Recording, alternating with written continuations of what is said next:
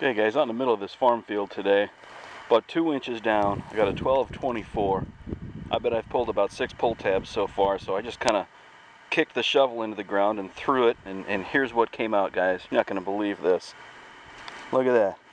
Beautiful military button. It's a 2-piece button. It's already coming apart. You can see that. It says Excelsior on the bottom, I believe. And there's a shield, and then there's the stars all the way across the top. Isn't that thing beautiful? Gonna have to get her cleaned up, guys, but that's a cool button right there, guys. Pretty pumped about that one.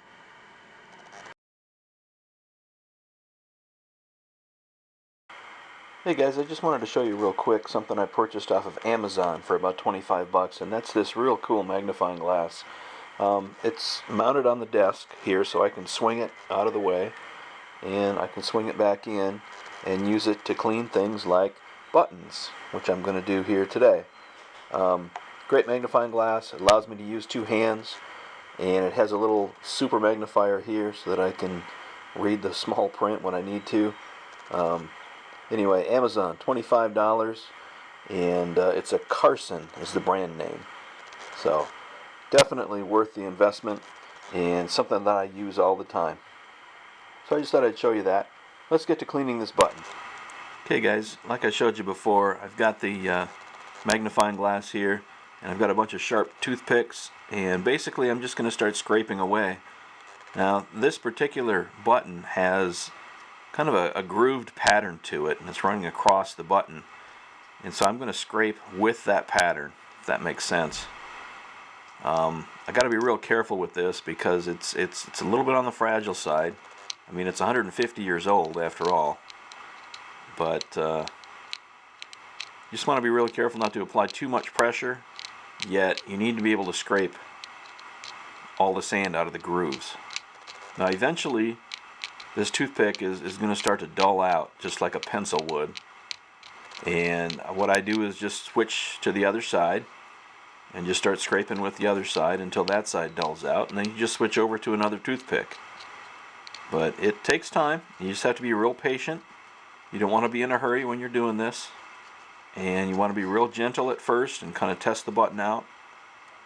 See, I can see some really nice detail coming through already here, guys. I don't know if you can see that or not. I hope so.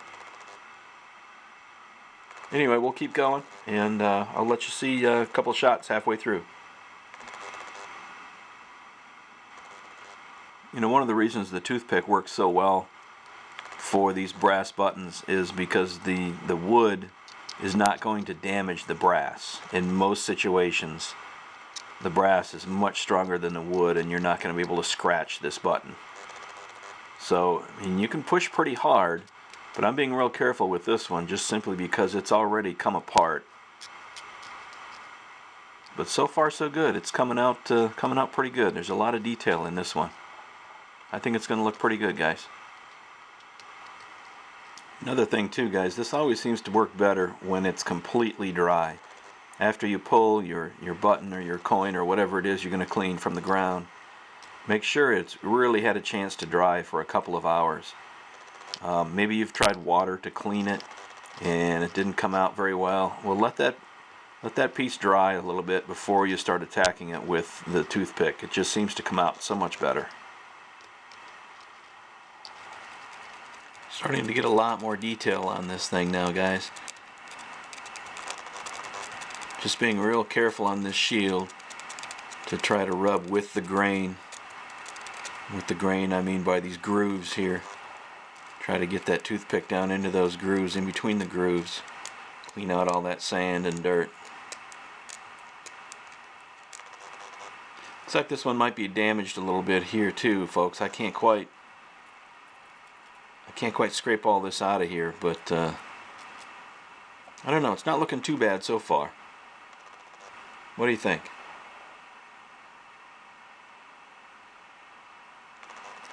Yeah, there's definitely some damage or some corrosion that took place right in here, guys. So I'm being real extra careful and applying a lot less pressure in this area just because I can see where there's a slight dent and then just a little bit of rust. Hope you can see that on the camera. I hope it's not too much glare. Other than that, this thing's in nice shape, guys. It's coming out real well so far. These little stars are kind of a pain in the butt to clean around, but I'm just taking them one at a time. That's all you can do. Okay guys, at this point it's looking pretty good. I've got it cleaned up about as good as I can get it with a toothpick. What I'm going to do now is just take a real light toothbrush with real soft bristles, and I've got a little bit of soft soap on it, not much, and I'm just going to give it a quick dousing under the water, wet it down a little bit, and just give it a real light brushing.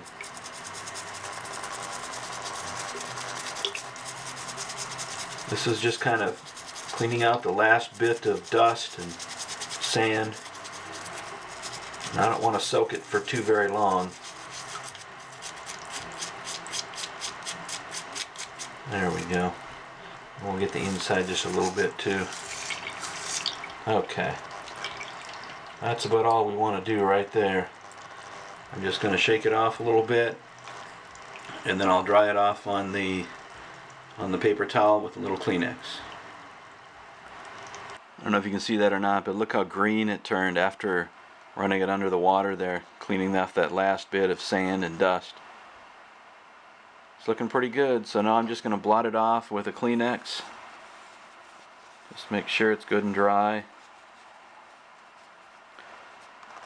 And then I'll let it sit for a few minutes.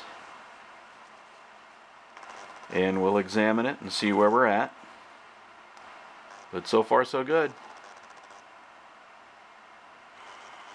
Alright, so you can see I did the same thing with the base, the button base, or the button back, and here's the front part. It's pretty much dried off now. Lots of green to it. And for the last step, you can see all the dirt and grime that I took off of that button here.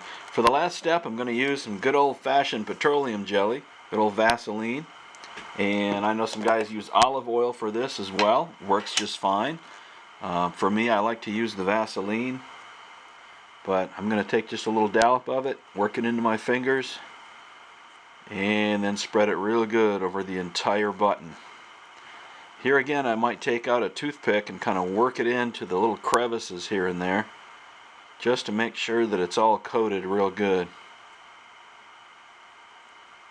This will definitely turn the button a little dark. It'll give it that chocolate patina as well. And sometimes I have to come back and give it a second coat. Sometimes one coat isn't enough. It either soaks in or it is absorbed by the button that's been laying in the soil for so long. It's been so dry. But I really believe this gives it a lot of extra layer of protection, guys. This keeps it from decomposing any further, protects it from the air, protects it from the dust. I think it really helps. Alright, we'll give you a couple of close-up shots. This camera probably won't do it justice, but we'll give you a couple of close-up shots when we're done.